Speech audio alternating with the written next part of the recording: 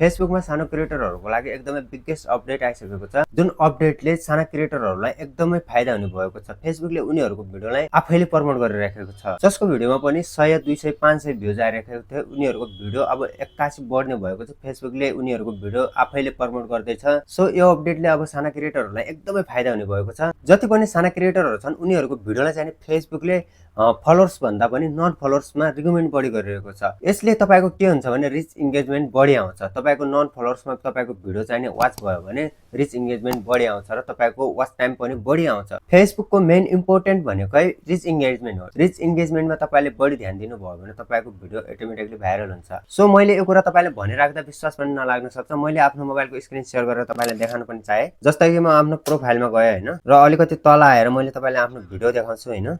यहाँ देख्न सक्नुहुन्छ जस्ट मैले 5 घण्टा अगाडि यो भिडियोलाई चाहिँ अपलोड गरेको थिएँ। यो भिडियोको म सी इनसाइड एन्ड एड्समा जान्छु।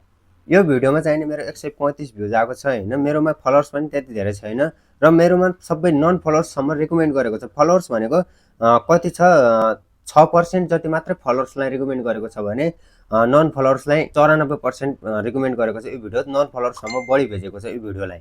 जस्तै कि मैले अर्को भिडियो पनि देखाइदिन्छु। मेरो सबै भिडियोहरुले देखाउँछु है, तपाईलाई विश्वास नलाग्न सक्छ। यो एउटा भिडियोमा मात्र मैले यो फोटोमा पनि देखाउँछु। यो फोटो पनि क्लिक गरेर देखाएँ मैले तपाईलाई। 67 भ्युज आएको छ भने 7 एंगेजमेन्ट आएको छ। देख्न सक्नुहुन्छ 63% नन फलोअर्सले हेरेको छ भने 37% फलोअर्सले हेरेको छ। म तल अर्को भिडियोमा गए हैन। अर्को भिडियोमा फेरि म अर्को भिडियोको सी इनसाइडमा गए।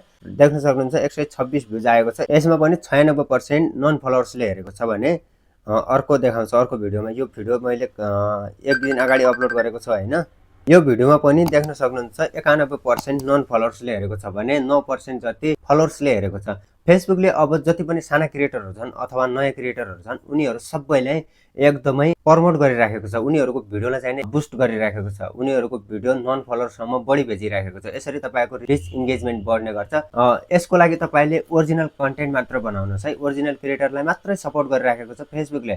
तपाईले अर्काको भिडियो चाहिँ अपलोड नगर्नु होला। जति सकिन्छ तपाईले आफ्नो ओरिजिनल भिडियो मात्रै अपलोड गर्नुस्। आफ्नो दिनमा 2 वटा भिडियो चाहिँ अपलोड गर्नु होला है। फेसबुकमा एक्टिभ भइराख्नुस्। फेसबुकलाई जब लाग्ने छ कि यो चाहिँ ओरिजिनल कन्टेन्ट क्रिएटर हो, यसले रेगुलर भिडियो अपलोड गरिराखेको छ, दिनमा 2-3 वटा भिडियो अपलोड गरिराखेको छ, यसलाई चाहिँ प्रमोट गर्नु पर्यो, यसको भिडियो चाहिँ रिकमेन्डमा भेज्नु पर्यो, यसको भिडियोलाई बुस्ट गर्नु पर्यो भनेर फेसबुकले तपाईको भिडियोलाई चाहिँ रिकमेन्ड गरिदिन्छ हैन। सो साथीहरु अपडेट कतिको इन्फर्मेटिभ लाग्यो भिडियो मन परे भिडियोलाई लाइक गर्नु होला र च्यानलमा नयाँ हुनुहुन्छ भने च्यानललाई सब्स्क्राइब गर्न नभुल्नु होला।